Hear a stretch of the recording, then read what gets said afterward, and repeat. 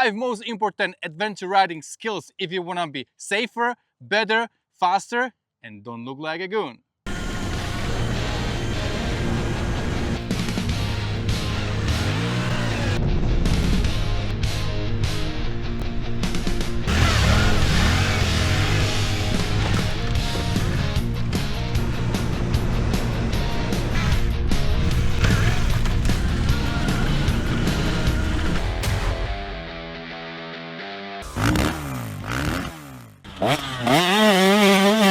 Hey, what's up guys? Rado here with my buddy Andre from Motoventrures. We know each other for like 10 years or so. At least. Yeah, a long time. And Andre is the best instructor that I know.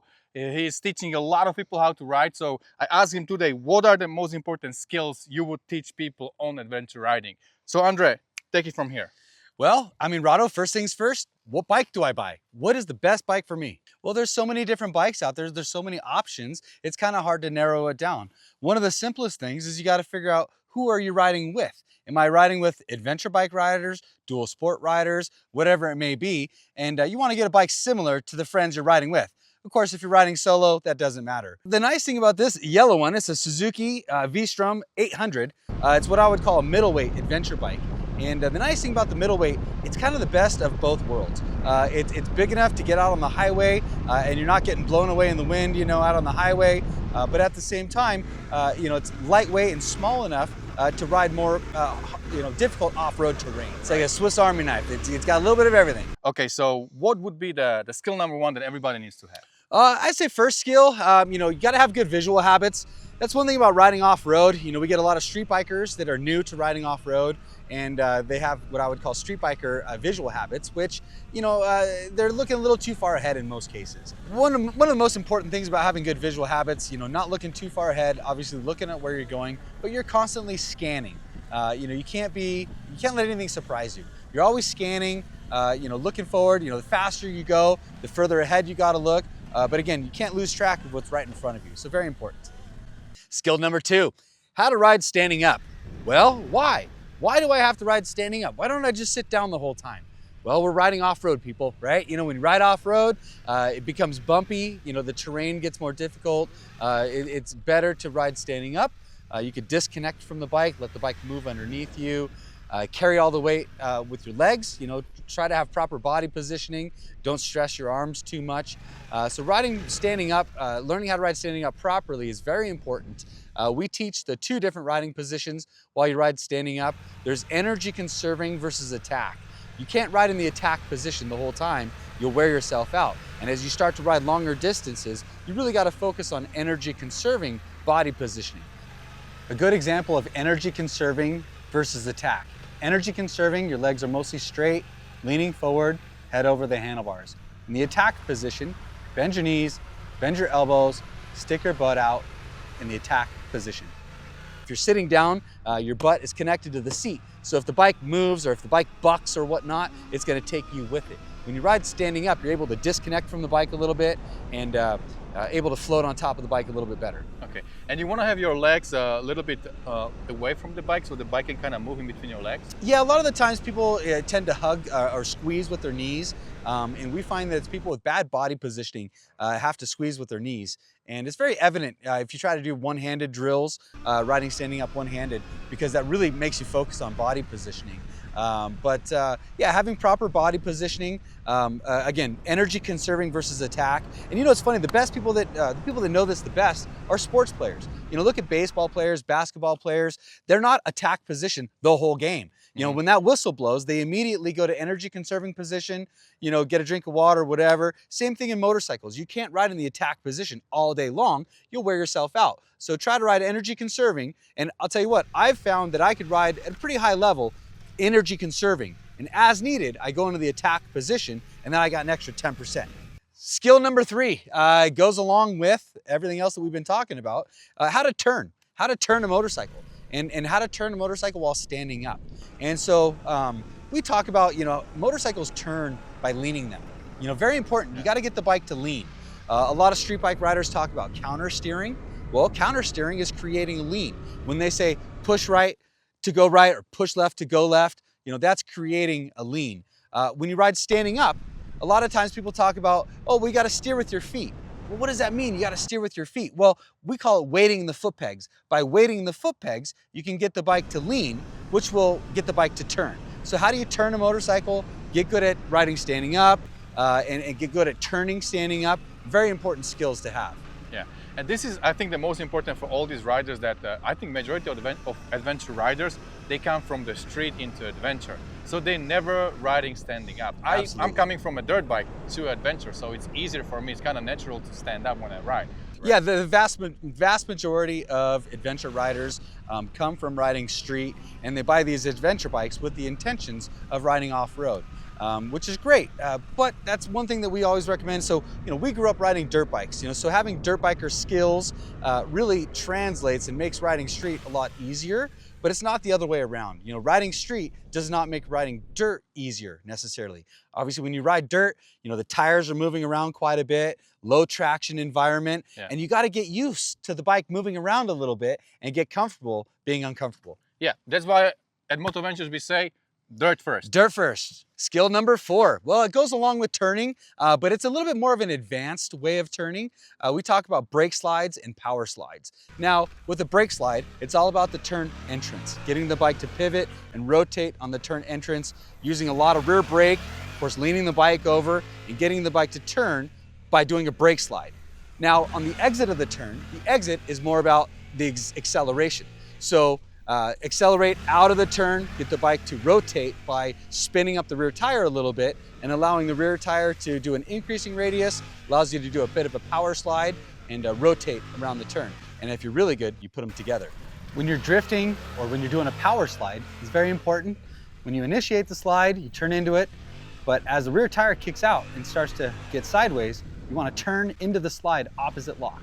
That's one skill that you have to have, because you are losing the traction when you ride off-road all the time. I would say that if you cannot have ABS off on the adventure bike, you cannot really ride off-road the way it was supposed to be done, right, Andre? Absolutely, and you make a good point about the ABS. We always recommend turning ABS off when you ride off-road because there are many cases that you do want to lock up the brakes. An example, doing a brake slide or even going down a hill, you want to be able to lock up the brakes to slow yourself going down the hill. Right, and then at the same way, you don't have to have your traction control on all the time because you have to spin that rear wheel to get yourself set up for the turns, accelerate out of the turn. So that's very important thing to get familiar with that feeling where your wheels are not fully connected to the road, but they kind of slide all over the place. It's normal, and it's good to learn how to react in those situations. And the 5th most important skills on an adventure bike is the skill that people are kind of scared of. Yeah, well, riding in the sand. Most adventure bike riders, especially the guys that come from the street world and are not used to riding off-road as much, riding in the sand is probably one of the biggest hassles for adventure bike riders.